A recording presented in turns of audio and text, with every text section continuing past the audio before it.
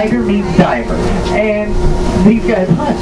They'll hunt birds, rodents, lizards, startle them a little bit.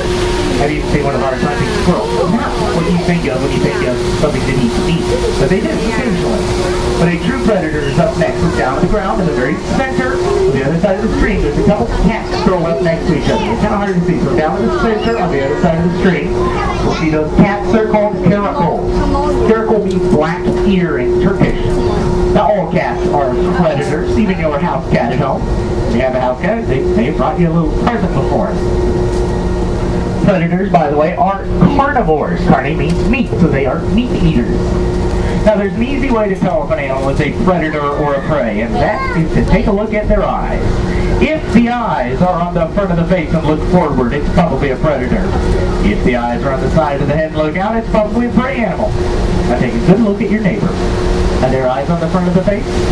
Or are they on the side of the head? But next, we'll be heading to the river. Africa's home to lots of rivers like the Nile, the longest river in the world. And as we enter, I want you to look right down below at the edge of the pool. See, you spot a couple ducks that kind of curled up next to each other. I bet everybody on board knows one basic fact about a duck. What does a duck say? Alright, you say quack quack, you are 100% wrong. For the ducks down below, because those ducks do not quack at all. They're called whistling ducks. They whistle instead of quack. If you listen right here, the whistling sounds kind of like... But of course, one of the most abundant sources of food in the river is fish. And we'll see lots of fish eating birds. I need everybody to take a seat, please. So on the rocks, you see a large gray bird with a purplish head and neck. It's called a Goliath heron. Heron will stand at the edge of the water. These are sharp-billed and spear fish as they swim by. I need everybody seated. Car number 4 and car number 3. Sit down, please.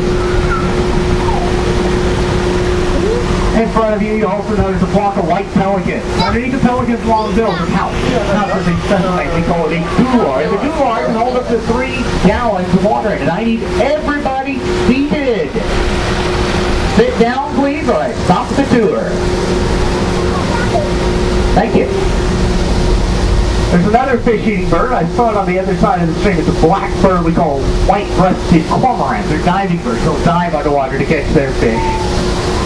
Any animal that eats fish we call a pescivore. Pesca means fish. So, pescivore. Now up ahead I see something else. I see this waterfall. Now it looks like we're going to have to go through the waterfall, so everybody doesn't mind getting just a little bit wet.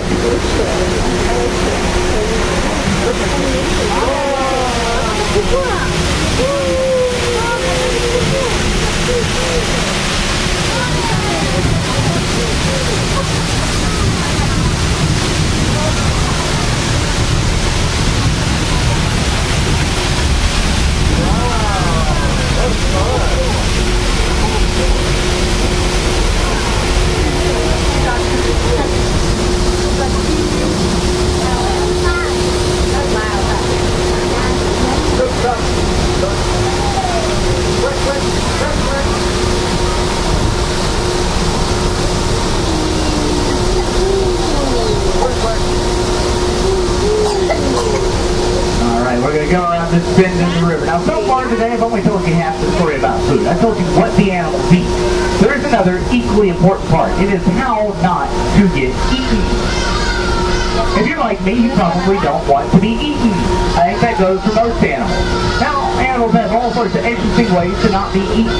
Look down below on an island. See these spots of large, shaggy brown animals. It's called a water buck. It's a big, slow-moving animal.